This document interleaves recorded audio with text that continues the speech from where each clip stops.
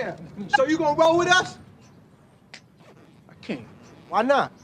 Oh, the police is after you, huh? Nah. I'm on punishment. My mom says I can't leave the porch. Oh, man. Come on, let's hold the porch down.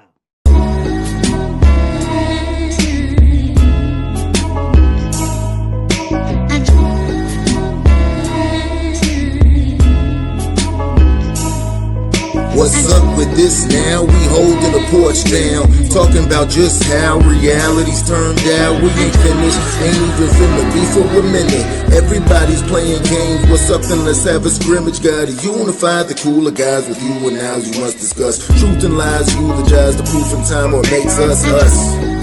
Ain't no way to be bored now. Come on, we off the porch now.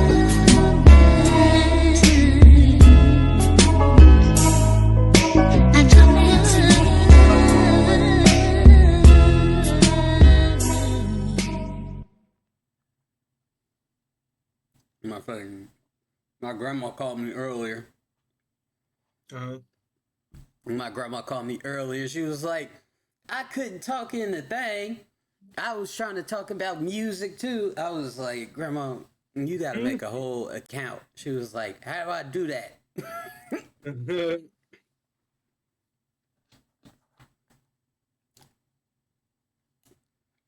Grandma's funny. I love that though, man. Just like the people you wouldn't even expect.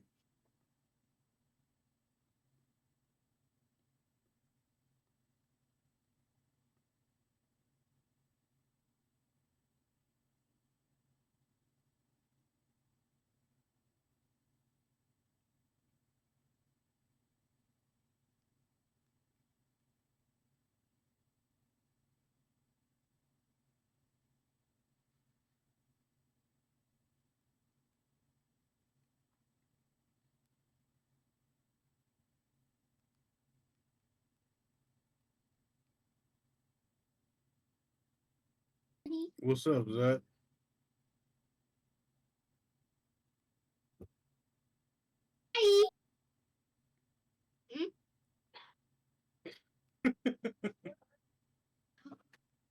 Okay. Go on, close the door for me, please.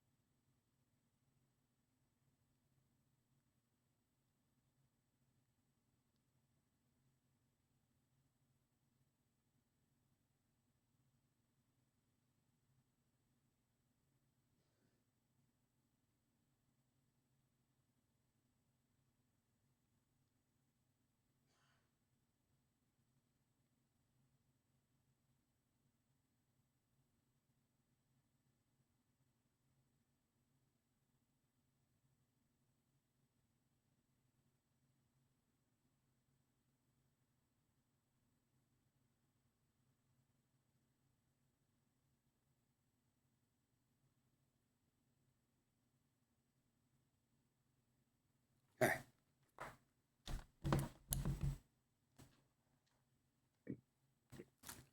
What did you want to start on?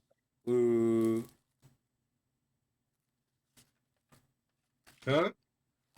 Did I? I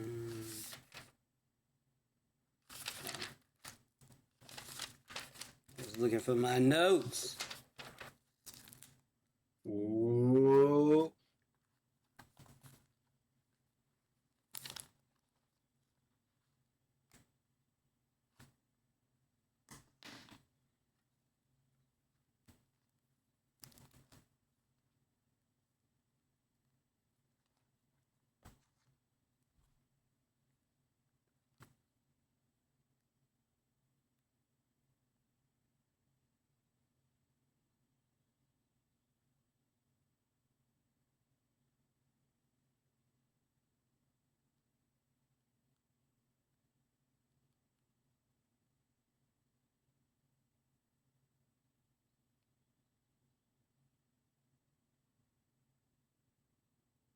Here you found him?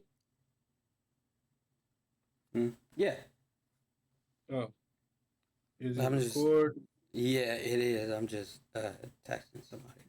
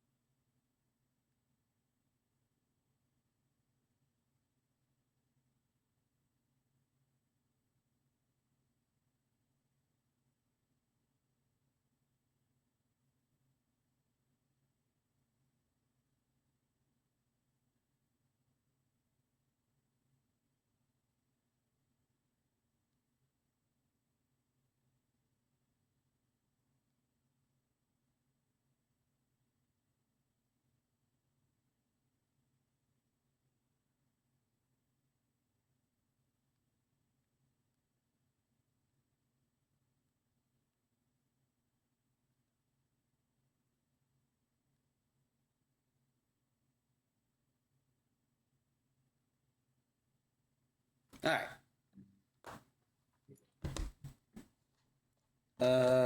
Which one do you want to do first?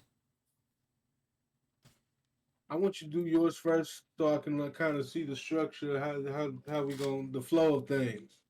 Okay. All right. I like that. I like that, brother. Okay.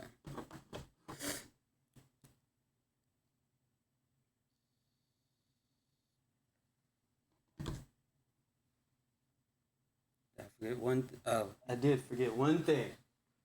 I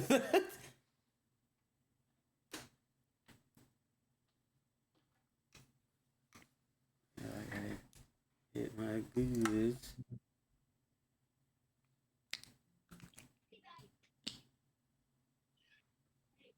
What are you in there doing?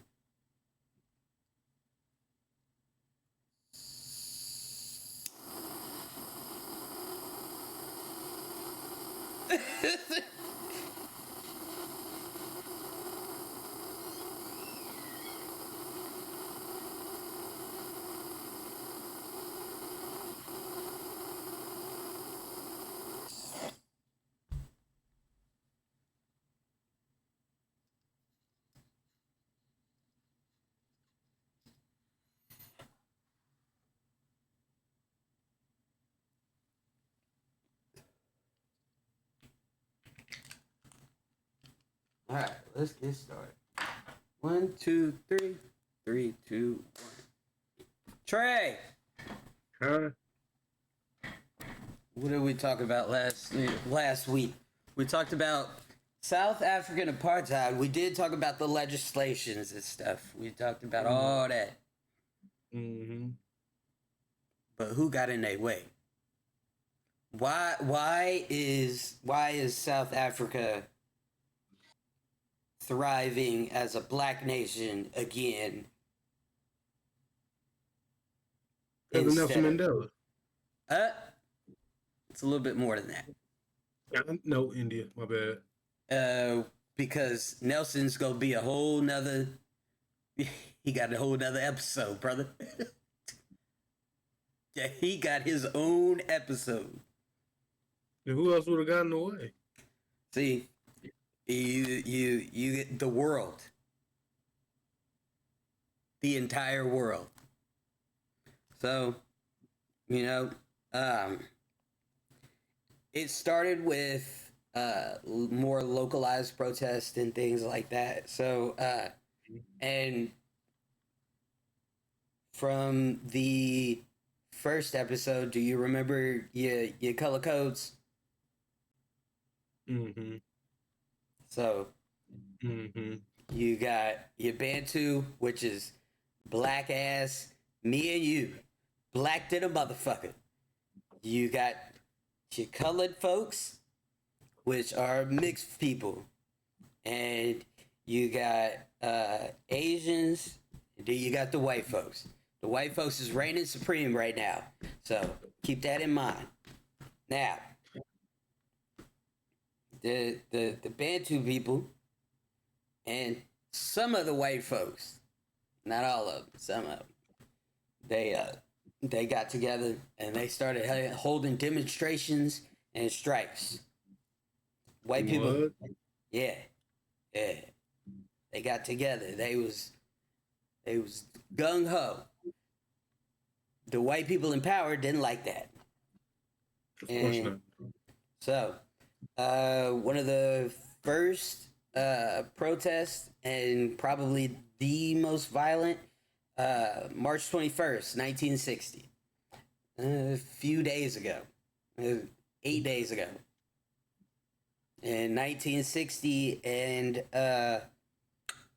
they were protesting, and police responded, and instead of just, handcuffing people or doing something, they just opened fire.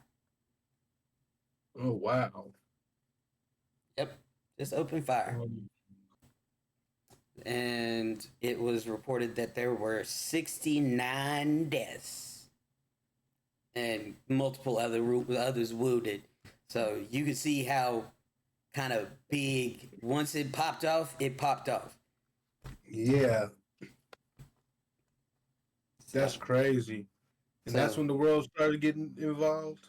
um, so with it took about 12 years, so 12 or 13 years for everybody else to get involved. In 1976, the African language requirements, you remember the school, they had the schools and stuff, and so in the schools they were requiring them to speak and know like a native tongue or something like that. Which that led to what was called the Soweto, excuse me if I'm pronouncing that wrong, the Soweto uprisings, which was June 16th, 1976, and thousands of people injured, like thousands. It led to hundreds of students dying. Particular, a man named Hector Peterson, which there is a photo, and once we get done, I'll put it in post and stuff. The photo of the guy, Hector Peterson, which it was essentially people carrying his dead body.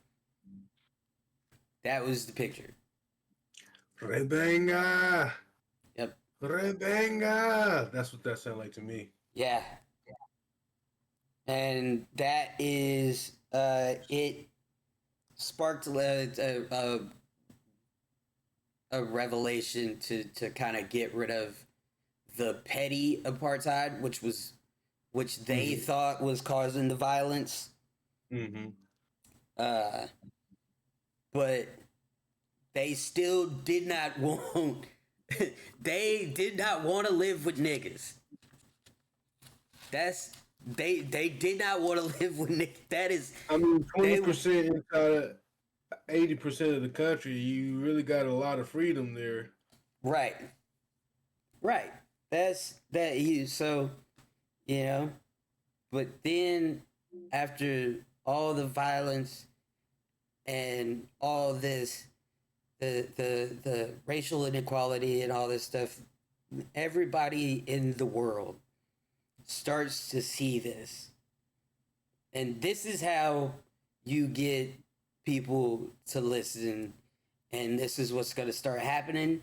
And I'm going to tell you, for us, it's going to get a lot worse. Well, for America, I'm not going to say us.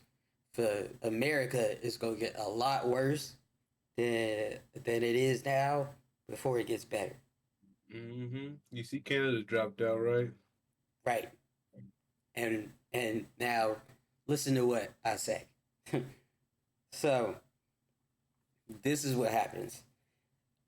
Everybody else around South Africa starts to see this. So, South Africa is forced to withdraw from the Commonwealth of South Africa in 1961 because it became very apparent that they would not accept racial policies. So Okay. it was slowly they're starting to kick them out of things. So then That's crazy. in the UN denounces apartheid in 1973. 4 years later, in 1977, they imposed mandatory embargoes on exports of arms. You want to know why? Do you know why? No. Because they became an enemy of the state. Really? I'm not about to play with South Africa. They got to get it together, dog. Hold on. Do it sound familiar? Kinda. So, Kinda.